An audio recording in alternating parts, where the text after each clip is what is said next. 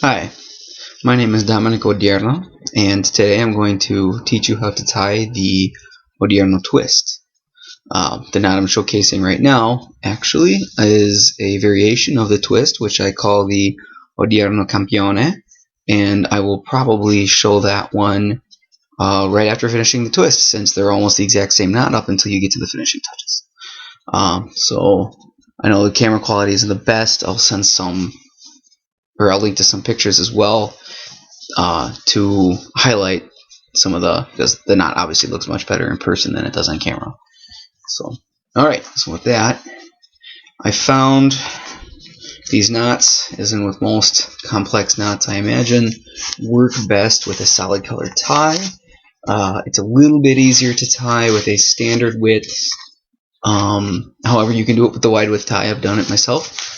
And I have never tried with a thin tie, so we can give that a shot at some other time. I don't have any thin ties handy with me. Alright. I've worn these to a few Christmas parties already and gotten some offhand compliments, so happy about that. These knots, the Odierno twist and the Odierno Campione, are both tied with the fat end of the tie, or the standard end of the tie, and they require a little bit more length to tie than a normal tie would. So with that in mind, you're going to want your short end to be extremely short. I found the best width for me is just a couple fingers width below the upper breastbone button on the shirt.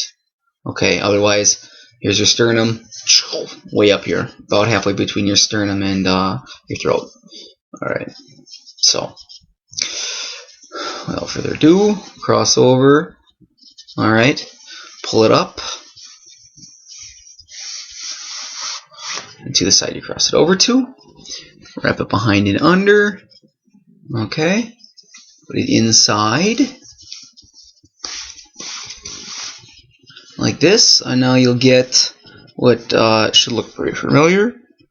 This is the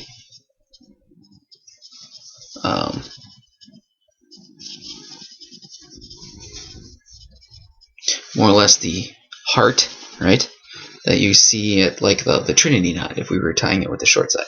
Okay, I don't have a mirror in front of me, unfortunately. I'm doing this completely off the webcam. Should have put a mirror in front of me. Alright, so now get as high as you can on the neck, okay, and cross it over. Alright, just like we're doing a traditional knot, right? Nice and high. Okay. Here's where the need for the extra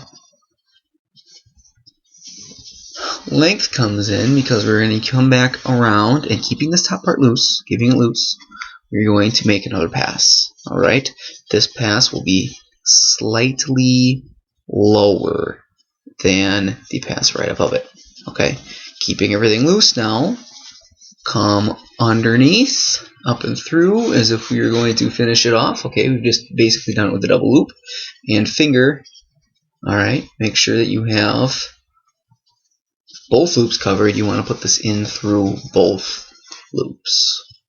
Okay, now keep this all loose. The trick in getting this knot to look real nice is in the final adjustments, to be honest. Almost the entire knot happens in the final adjustments. So we've basically just done 2 loops around and through. Alright, nothing special so far. This is where the character of the knot is, and this knot affords you a lot of flexibility in how much character you want it. You can go pretty straight-laced with it, or you can add a lot of character to it depending on your specific situation. Okay, so here is the trick to the tie. Take the lower loop, or the outer loop, the second one that we just went through, alright, and we're going to go ahead and fold this in half, blades up, both blades up, alright, and actually exaggerate how much you're folding this in half, because you can always adjust it later by pulling down, alright.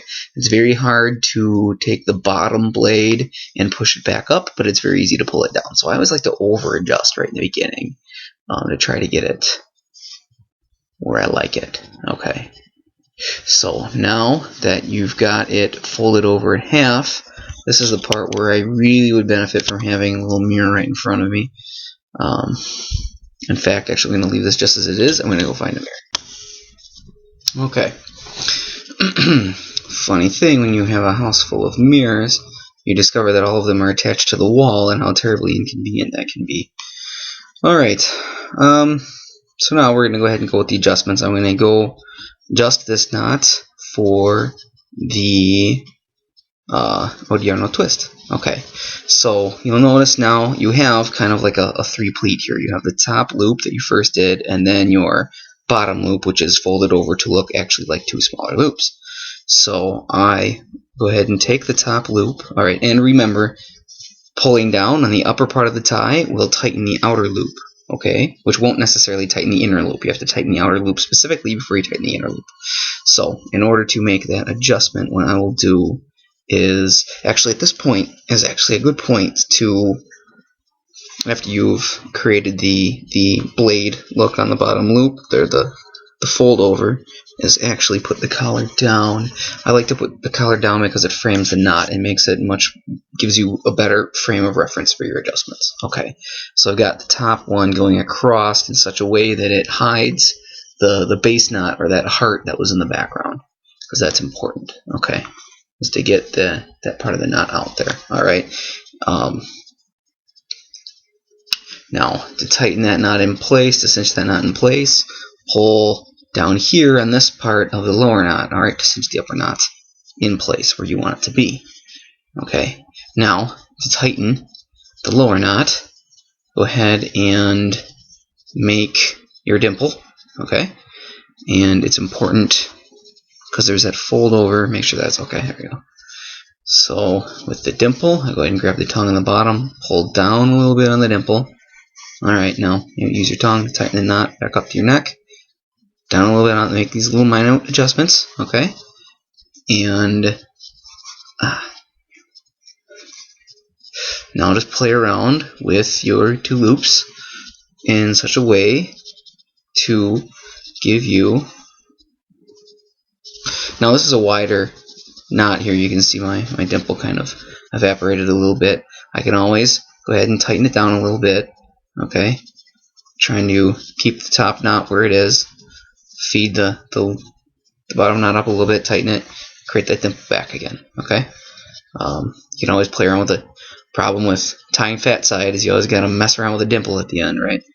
So get it where you want it.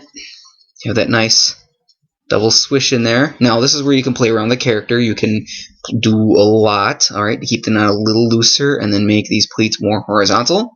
All right, if you want more of a traditional knot with just a little bit of extra flair on top, or you can do what I like to do in most, I guess, party or ball situations, right? Christmas party, formal Christmas party situations. Add a little bit of extra character, okay? Make it so that way the front, and this is where the name twist comes from, all right? Make it so that the front has a little bit of a slant to it, all right? It adds a nice little edge, a little flavor to it, like that, okay? So that is the Odierno twist.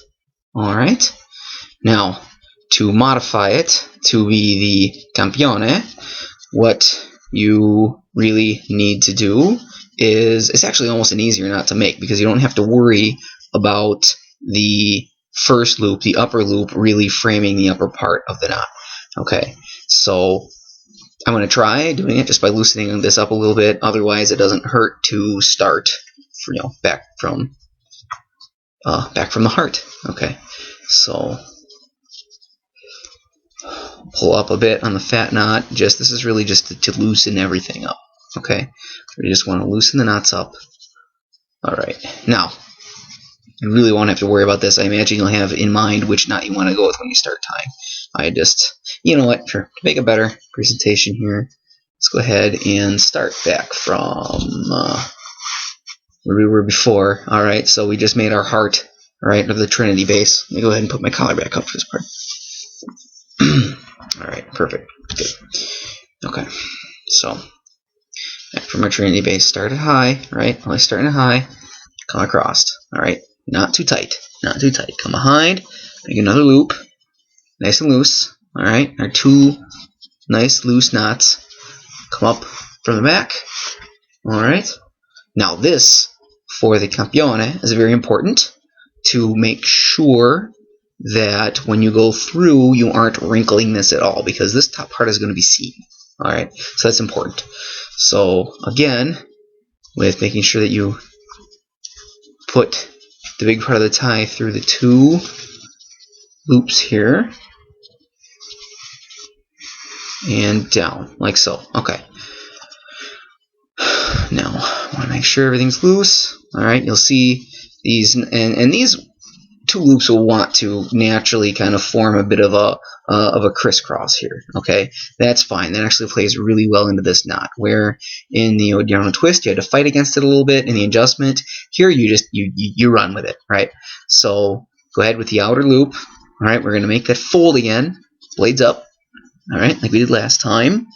All right, now the only thing I would really be concerned about in this knot is that fold can kind of bite you a little bit when you go to make your dimple, when you cinch up the knots. All right, so you just got to be aware of that, because you really want to you want this folded under here, but you want it flat coming through the top to tighten the knot. So go ahead, and we're going to make actually a little bit of a cinch. See where that fold is starting to create a little problem there. So you want to catch it.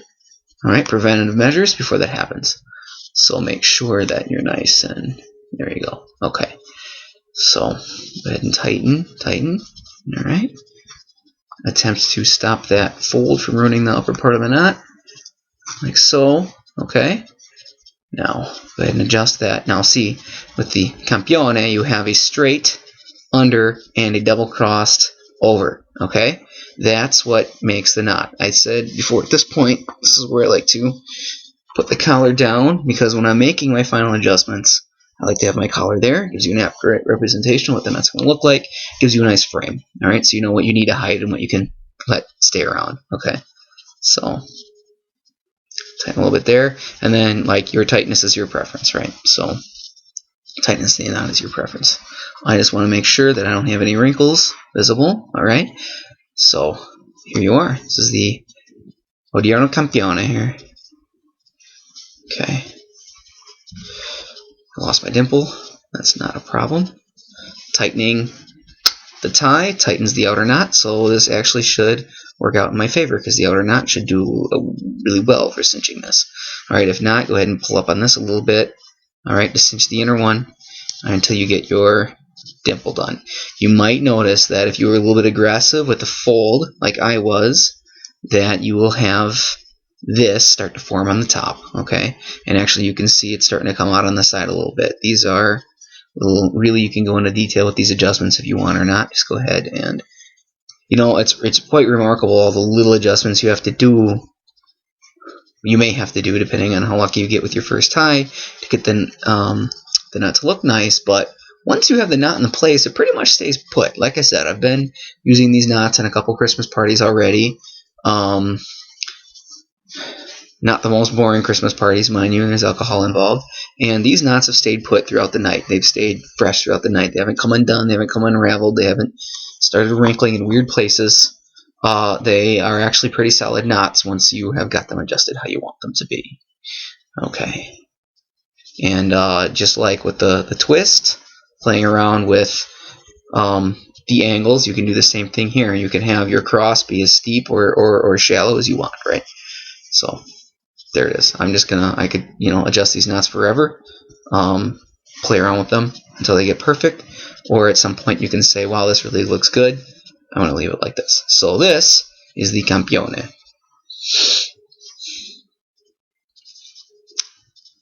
Thank you very much.